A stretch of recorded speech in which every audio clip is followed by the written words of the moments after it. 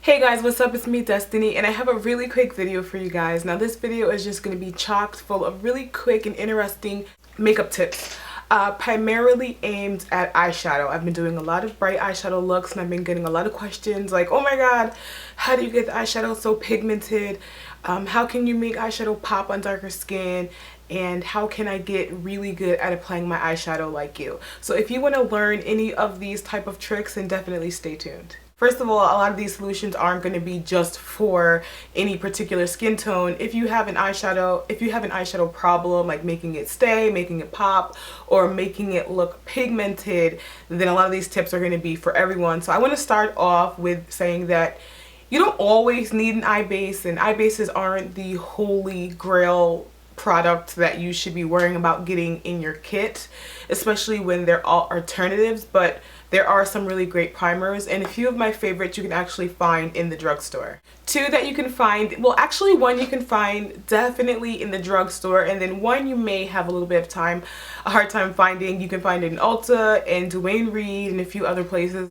Okay, so this is the first one. This is the LA Splash waterproof splash proof sealer eyeshadow and base and sealer, and I absolutely love this.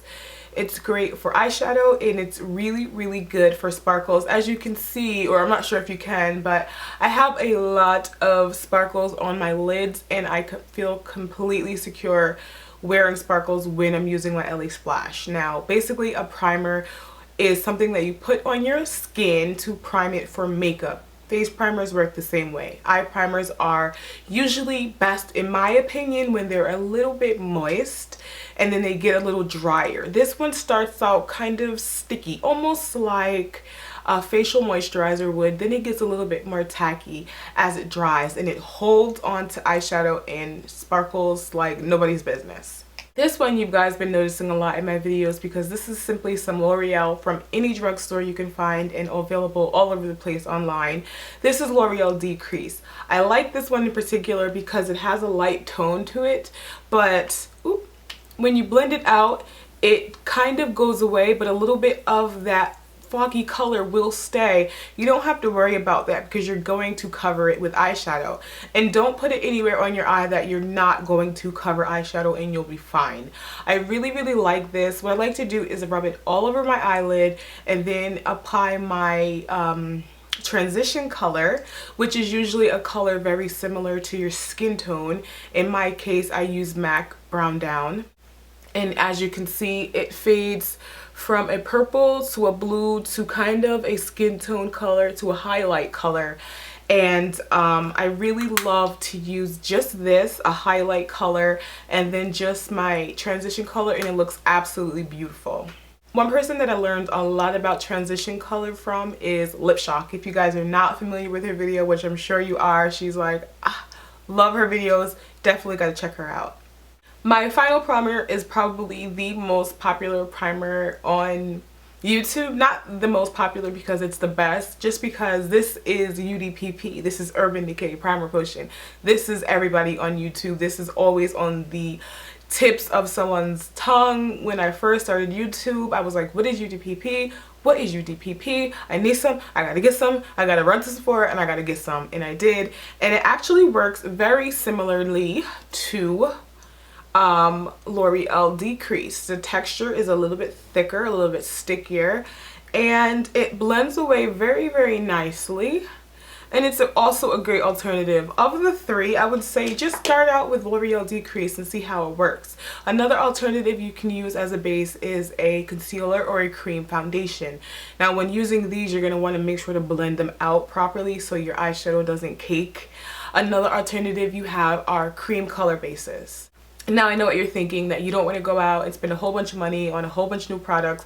Now I have to get a cream color base. I just got eyeshadow and brushes and foundation and blush and lashes and your reels in your collection and you're really excited. But relax, you can use anything that is colored pretty much as a cream colored base. This is something that's more popular. This is L'Oreal Hip and this is in Midnight Blue. I actually used this on my eye today, and this is just a cream eyeshadow basically, and this one is actually waterproof, so this one is a really good alternative for girls who have oily eyelids and your eye makeup doesn't stay very well. Another thing you can use are cream colored eyeliners, which is actually basically what the L'Oreal Hip is. You can also use a lipstick on your finger and dab it up there lightly if you're going to be using a color that's similar.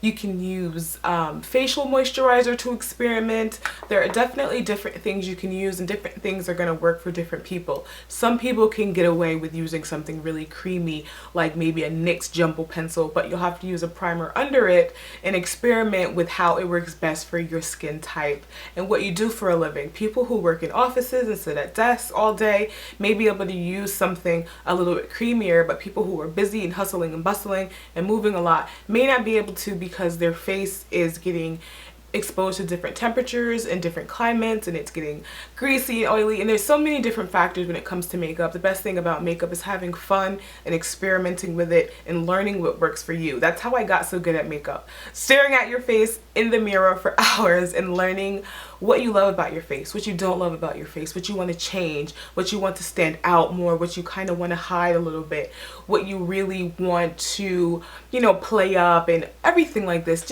is just a learning experience. A couple more options you have. Well, actually, one option and two variations of this option is definitely spraying your makeup brush or using some type of liquid lubricant for your eyeshadow, if it makes any sense. I actually like to use eye drops because most of them have water and a little bit of glycerin, and this will actually help to get in with your eyeshadow and give it a nice creamy, very pigmented consistency. This is something that will be great to use with pigments, loose eyeshadows, glitters, or anything like that.